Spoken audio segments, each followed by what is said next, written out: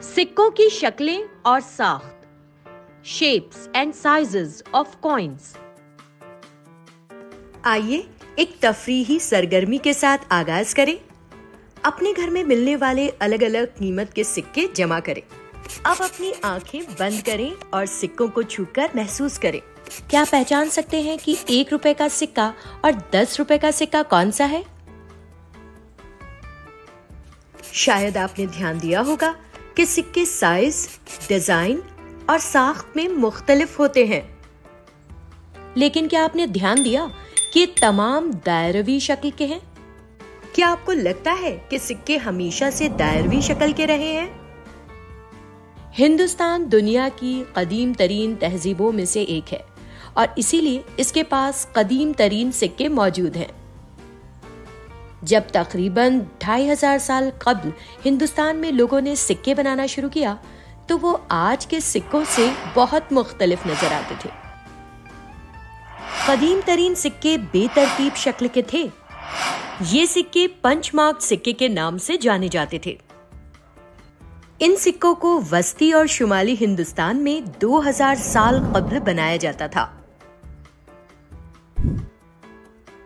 इन्हें पंचमार्क्ड सिक्के कहा जाता था क्योंकि आमतौर पर चांदी या तांबे की एक शीट पर अलग अलग अलामतों से पंच या मुहर लगा दी जाती थी। पंचमार्क्ड सिक्के या तो लंबे पट्टी की शक्ल के या चौकोर होते थे। मिसाल के तौर पर हिंदुस्तान के शुमाल मगरिबी इलाके से इस सिक्के को देखें। इसकी शक्ल एक लंबी टेढ़ी पट्टी की तरह है, इसीलिए इसे बेंट बार सिक्का कहा गया।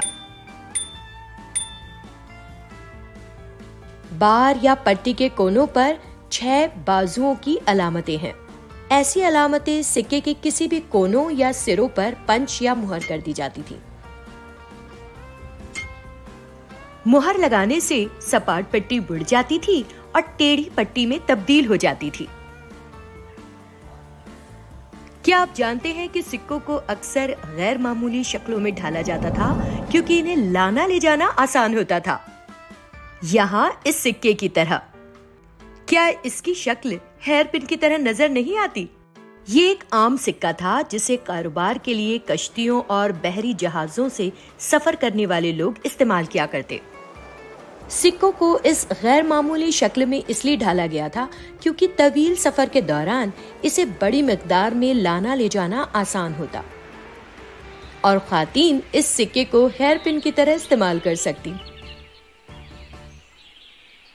और मर्द अफराद सफर के दौरान इसे अपने बेल्ट पर बांध सकते थे। दूसरे सिक्के धाती डाई से बनाए जाते थे।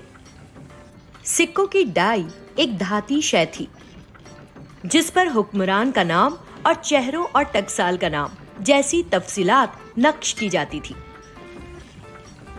इसके बाद डाई को धात पर दबाया जाता ताकि तमाम तफसीलात धात पर छप जाएं और नुमाया नजर आएं। तब सिक्कों ने कई शक्लें हासिल की।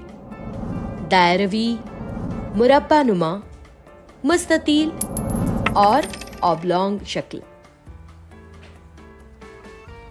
आखिरकार दायरवी सिक्के सबसे ज्यादा मकबूल हुए।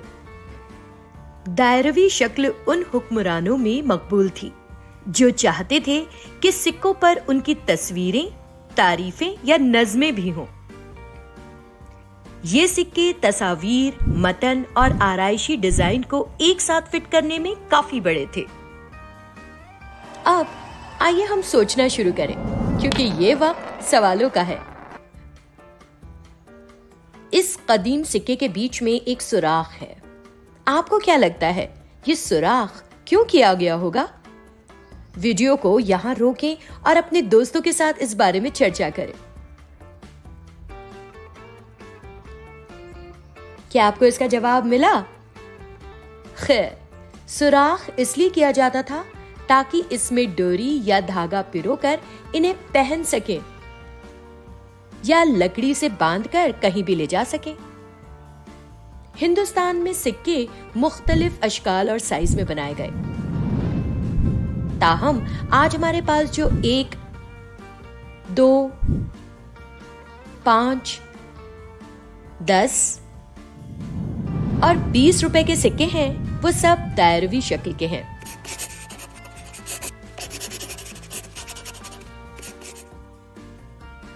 यहाँ आपके लिए एक सवाल है। अपने दोस्तों के साथ इस पर बात करें और हमें अपने जवाब भेजें। क्या होगा अगर सिक्के शक्ल में मुसल्लस नुमा हो? उनके फवायद या नुकसान क्या होंगे? इस वीडियो सीरीज में हम सरमाया म्यूजियम के मजमूए के कुछ पुराने नायाब सिक्कों को देखेंगे और अपनी तारीख और सकाफत के बारे में मजीद जानेंगे।